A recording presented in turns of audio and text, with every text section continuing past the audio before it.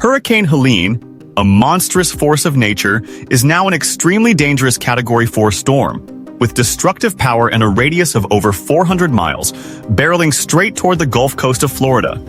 The terrifying storm surge, which officials are calling unsurvivable, is advancing at a breakneck pace, with water levels expected to rise up to 20 feet, enough to swallow entire coastal homes.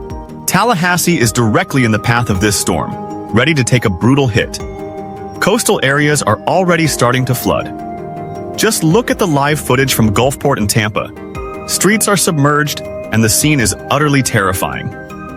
President Biden, in an urgent address this evening, called on everyone in Helene's path to take the storm's fury seriously. In Taylor County, Florida, officials issued a grim warning. If you choose to stay, write your name and date of birth on your leg to help identify your body later. Yes, that's the level of danger this storm is bringing. In Apalachicola, near Florida's Big Bend, chaos is setting in as Helene strengthens by the minute. The storm is growing in power, with tropical storm-force winds stretching over 400 miles and hurricane-force winds exceeding 100 miles.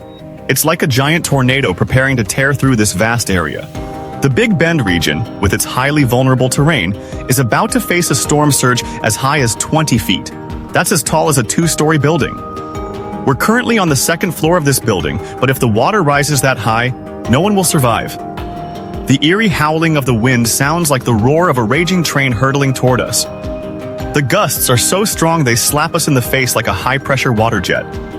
Everything is shaking, lights flicker weakly, and it's hard to believe we still have power. But all of us here feel the impending horror of this storm, not knowing what will happen in the dark of this night. Things are even more dire in Pinellas County, where all bridges have been shut down due to severe flooding and dangerous winds. Those who didn't evacuate are now trapped, stranded in their homes, helpless against the raging floodwaters that could sweep them away at any moment.